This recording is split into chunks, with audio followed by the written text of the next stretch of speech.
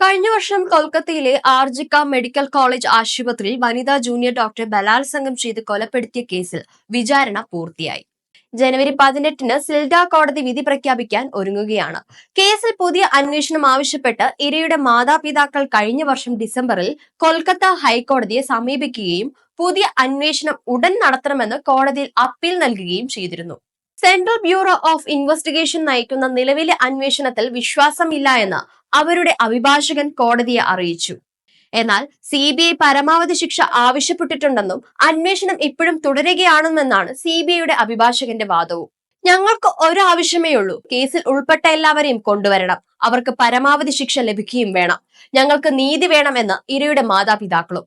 അനുബന്ധ കുറ്റപത്രം ഇപ്പോഴും സമർപ്പിച്ചിട്ടില്ല, അന്വേഷണം ഇതുവരെ അവസാനിച്ചിട്ടുമില്ല, സത്യം പുറത്തുവരുമെന്നും ഞങ്ങൾ പ്രതീക്ഷിക്കുന്നുവെന്നും മാതാപിതാക്കൾ പറഞ്ഞു. കേസിന്റെ അന്വേഷണത്തിൽ സന്തോഷമില്ലാത്തതിനാലാണ് കേസിൽ കൂടുതൽ അന്വേഷണം വേണമെന്ന് പറഞ്ഞിരുന്നത്. ഇതിനെ തുടർന്നാണ് ഹൈക്കോടതിയുടെ വിധിയും വരാനിരിക്കുന്നത്. കഴിഞ്ഞ വർഷം ഓഗസ്റ്റ് 9-നാണ് കേസിന് ആസ്പദമായ സംഭവം നടന്നത്. കൊൽക്കത്തയിലെ സർക്കാർ ഉടമസ്ഥതയിലുള്ള ആർജിക്കാർ ആശുപത്രിയിൽ 31 വയസ്സുള്ള ഒരു ജൂനിയർ ഡോക്ടറെ ബലാത്സംഗം ചെയ്ത് കൊലപ്പെടുത്തിയിരുന്നത്.